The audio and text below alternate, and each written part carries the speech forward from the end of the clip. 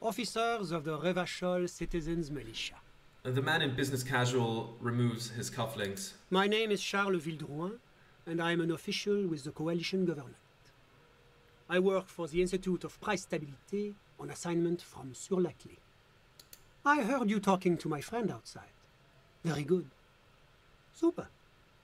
I am here to assist you in any way possible. Ask me about the hanging. No, first ask an innocuous personal question to get the interview off on the right foot. Okay. Yeah, let's fuck with him. Who does he think he is? Assisting you? Point at the bed. Before we go on, I absolutely have to inquire about this wonderful canopy. The silk robe, the hat. Get down to business. Okay. Let's go with the first one first. Oh yes, my friend has a great eye for these things. He refuses to tell me where it came from. It's a mystery. I believe they call this type of frame industrial. It's very comfy. That's really all I can tell you about it. He forms a little rooftop with his fingers. Cold air sweeps from the balcony. What was that? You were supposed to fuck with him, not compliment the decor. It's fine. The lieutenant takes out his notebook and nods to you to proceed. You actually witnessed the lynching? I'm sorry to say I did, officer. The man gives a solemn nod. This is just the break we've been looking for. Is it because you did it, Mr. Villedroit? Start from the beginning, if you don't mind. Because I did it? The man scoffs. My apologies, I misspoke. I mean, what did you see? Don't jerk my chain, paper jockey. You did it, didn't you? What's the meaning of this? Is your colleague here trying to arrest me? He sounds almost mocking, saying those words. Arrest me. There is no meaning, sir. Please excuse my colleague. This case has been a great strain on his nerves. Back off. Now. This man has diplomatic immunity. It serves no good to accuse him of a crime he didn't commit. Okay, we could say Kim's right. I'm sorry, I haven't been myself lately. What gets under my nerves is murderers. Why did you kill him, man? I won't stand for this. What's your name? I'll have your badge. I don't even have my badge, so spin on this. Give him the finger. My name's Harry. I'm Detective Raphael Ambrosius Cousteau at your service. I'm in between names right now. I don't even have my badge, so spin on this. J'aurai disgrace to the RCM. Out with you. This instant. He points at the door. Good God, detective. One more stunt like that and they'll have you institutionalized.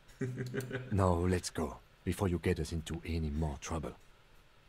Remember that guy, Ace Ulsterberg? The red-headed officer asks. He leans against the doorframe while his bald companion is hunched over an open filing drawer. The guy who got canned for trying to arrest that diplomat? The bald man asks. Well, technically, he got canned for being shit-faced on the job. But yeah, trying to arrest the ambassador from Gottwald while shit-faced was probably a contributing factor. The bald man squints at a file, then returns it to the cabinet. A new drawer opens with a grinding screech. He turns back to the redhead in the doorway. What made you think of him now? Don't know. He just kind of popped into my mind. Excuse me, Chester, says a female officer who threads her way into the file room. Where is old Ace now? The bald officer asks. Here, the female officer chimes in. I believe he's part of a certain bureaucrat's security detail. No fucking way. The redhead is dumbfounded. How'd he pull that off? Family connections, I'd imagine. His father-in-law works for the Office of Standards and Best Practices. With that, the woman exits, a grey file folder tucked under her arm. Okay. Wait, what happens if we talk to him again? Just in case, I'm gonna quick save. If that game overs us somehow. Point. I have nothing to say to you. Get out of my sight. Did that. You got them right, it did. There we go. We're good cops. -9. I'm sure that's a good thing. Okay. That was a shorter conversation than expected, but at least we didn't have to talk to the most insufferable man in this game. So I see this as an absolute win. Let's go back down. And next up, what do we do next up? Do we break into the apartment? We're basically right there. We could do that now. Yeah, sure. Let's do that. Let's do that. Break into the apartment. This must be it. The basement door is weather-worn. The copper nails holding the upholstery in place have turned green from sea air, and there's a knocker shaped like a lion's head. Let's press our ear against the door. The leather upholstery is worn and rough against your jaw. You don't hear any movement. In fact, it's oddly silent in the yard around you. No birds chirp. Let's use the key and go in. You try to be as silent as you can. It takes a bit of rattling of the handle to loosen the bolt. Finally, the door unlocks with a small clack. Thoughts race through your head. Good job. Let's go now. I'm sure there's nothing interesting in there. Only curiosity could account for stepping over that threshold. Maybe there's treasure in there. A white alligator. A fountain of quicksilver. As you hold the open door, you can feel the air moving. A little draft. A whistle. Interesting. All of those things I did not get in my first playthrough. This whole conversation was not there because all my stats were, all my physique and psyche stats were too bad for that. First of all, Call the Mama Dakwa. It's not only your eardrums that register sound anymore. Your very skin has become an organ of hearing. Looking for a whisper light and low. A god who's very, very silent. Nothing escapes you. A cockroach in the other room. A candy wrapper falling on dry grass. A drunk falling from a chair in a bar 20 meters away. In fact, you haven't heard the Call du Mama Dakwa, but you have discovered that you have amazing hearing. It must be the only part of you the alcohol hasn't drowned out. Keep listening. +3 perception, golden ear, and that's why I wanted that stat, because my perception wasn't particularly great, but now we can actually work with that stat, and that's going to come in handy, because there are some things that we just simply haven't seen, because my perception wasn't good enough to pick it up in the landscape, and we'll see that in a second when we get there, because the broken fence that we entered the yard through, that can be analyzed if your perception is good enough. But my perception wasn't good enough, so we can do that later. What does our perception look like now? Perception at 5. Now that's much better. Much, much better. Let's quickly get that off the icon and enter the room. There we go. What do we have here? There's some stuff over here. A row of mugs sits on the shelf. Each one depicts a human figure. A dark-skinned woman grinning amidst mysterious symbols. A broad-shouldered man shoveling potatoes, and others. Tap on the mugs. A little ring. Though cheerful, the images on the ceramic make you vaguely uncomfortable. The images betray a lack of interest in human beings. They are merely unflattering caricatures. What do I mean uncomfortable? The owner of these mugs doesn't like people of other ethnicities very much.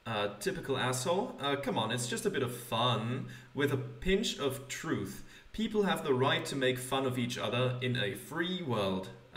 Thanks, good to know. I have no opinion on this. Let's go with the second one because we're assholes. Of course, so very free. The lieutenant picks up one of the mugs, then puts it back down with a look of disdain. I'm beginning to feel better about breaking into this man's apartment. Let's whip out the yellow man mug. Yes, your broken mug friend would feel very much at home here. The same humor, the same mocking lines. There's the missing tin soldier. Whoever lives here might have used the Whirling's container to dump his trash. And now they've drawn the ire of the Union. The plot thickens, as they say. An interesting little clue. Let's see where this goes. Clues have a way of magically connecting to other clues. down the road. Perhaps you should break into apartments more often. Do you really think it's the same person who put the dead man's clothes in the trash? Who knows? I'm not expecting too much from these clothes in the trash lead either way. It might turn out to be some random local matter, but still, a nice coincidence. Let's move on from the mugs. What's this? A smell of disinfectant in the room. Smells like chemicals. What's this bubble here? Whoever lives here admires fair-haired fantasy heroes with big muscles. Man from Hjelmdal. A inter-esalary dress shirt plus 1 logic. Looks boring, but if we need a logic check, this could work out fine. A book titled The Hidden World of Walking Sticks lies open. You can almost feel the warmth of the red sun on the flag. Okay, let's go through here. What do we have in this room? Ooh, some magnesium. We need that. We need that. Let's go through that. A small suitcase full of clothes. Guests are staying over. And some Nosafed. Very nice, very nice. I'm not gonna heal myself anymore today because sleeping heals us up anyways. So I think that's a bit of a waste. Is there anything else we can do here? I don't think so. Let's quickly take a look at the stuff we got. The inter-esalary dress shirt, plus 1 logic, good with numbers. Pressed and spotless gleaming white shirt, the kind that serious men wear.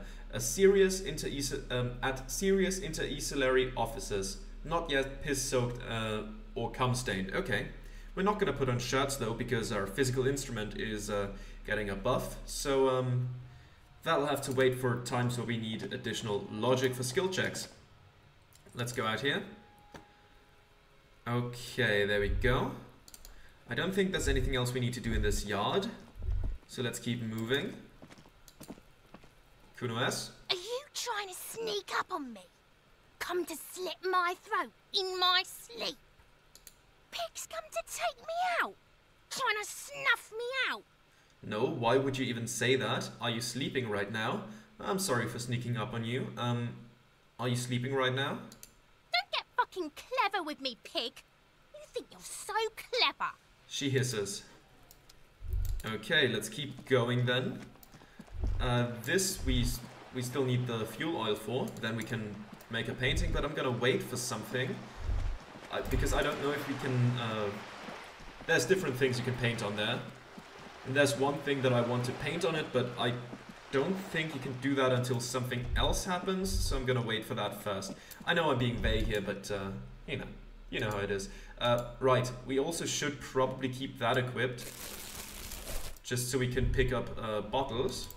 Is anything in here? Yes, there is. See? There we go. Now we can interact with that. You see a set of tire tracks in the brown slush that covers the plaza mosaic. Why am I looking at this? Cop habit. You look at everything. This isn't case related, you think? What kind of vehicle drove through here? Hard to say. Okay, one thing. We should do something else first. Some cigarettes.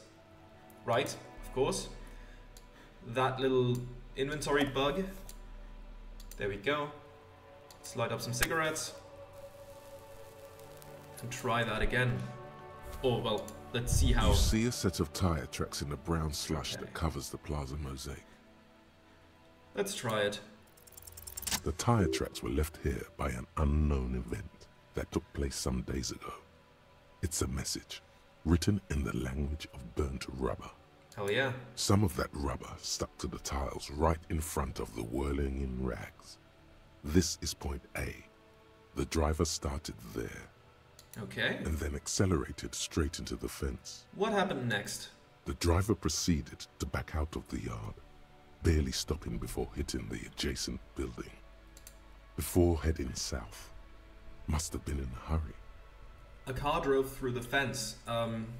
Yeah, let's say that first. You are correct. This is a rather motor carriage friendly city. Somehow that makes you feel scared. You don't know why.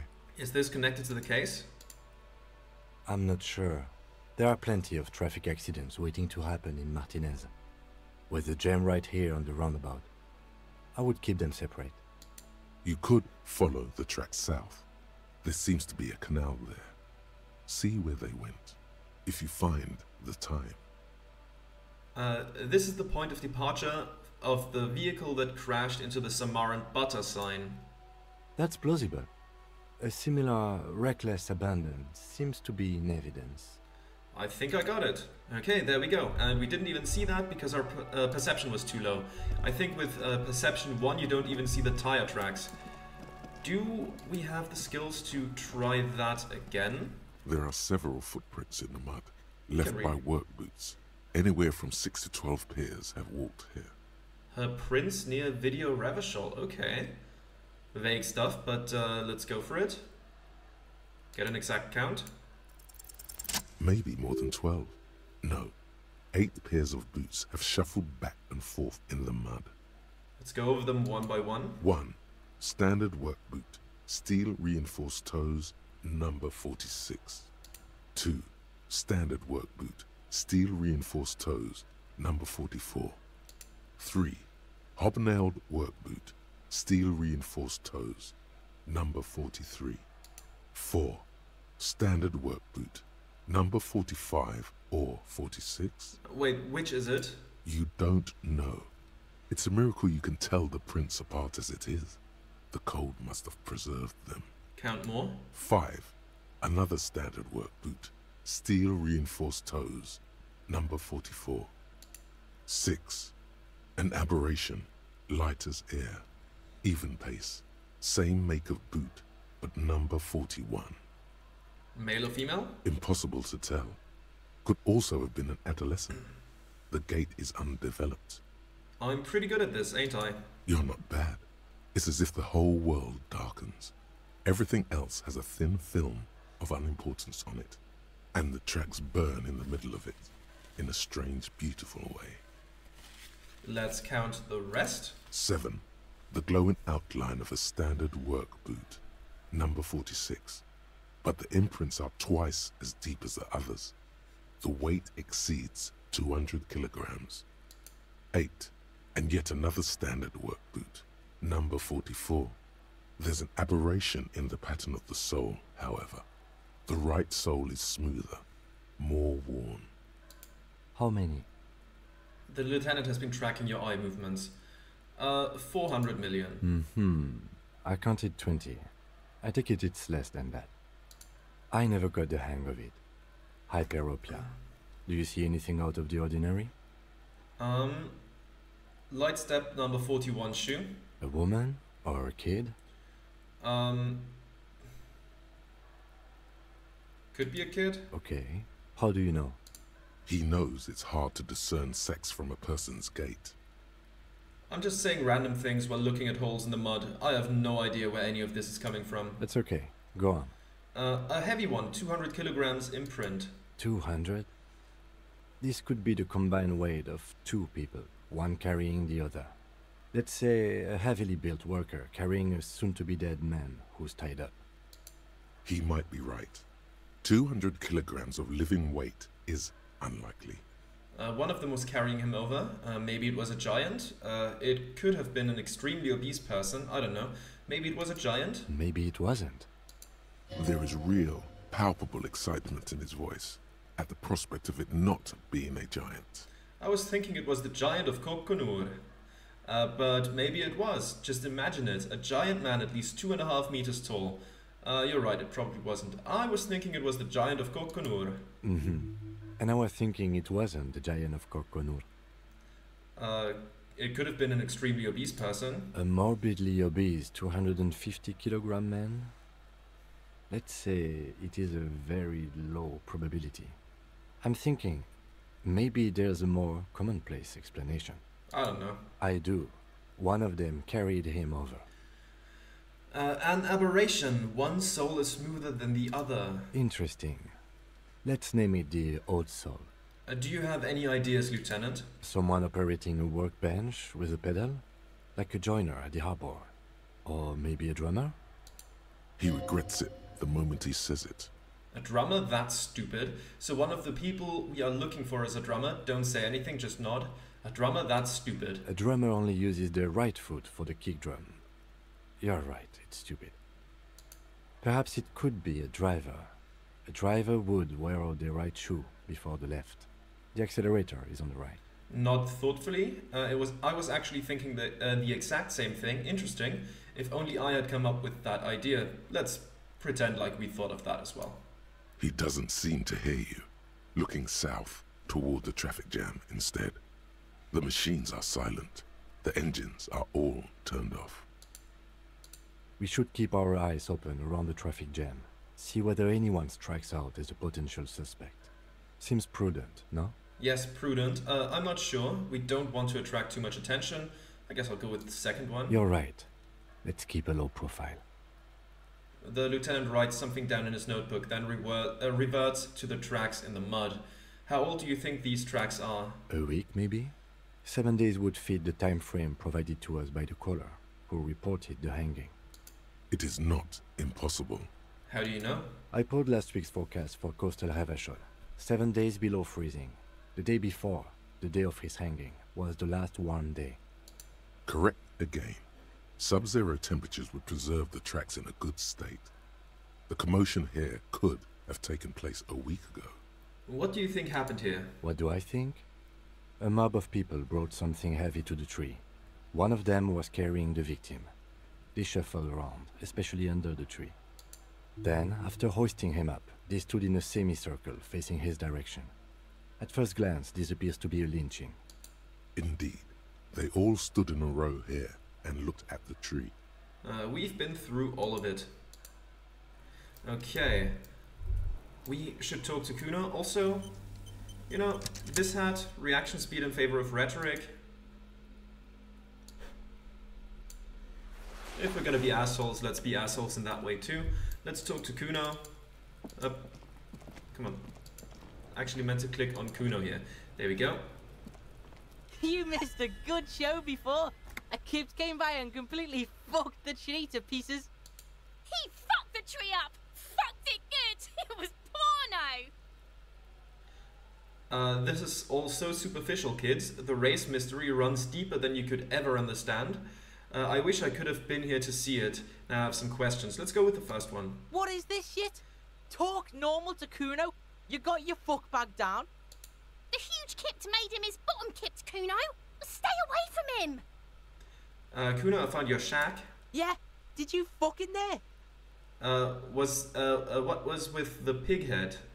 Yeah, let's ask that first. Oh, that? Kuno decapitates pigs. That's just a Kuno demo tape. Were you trying to send me a message of some sort? Demo tape, like some kind of musician?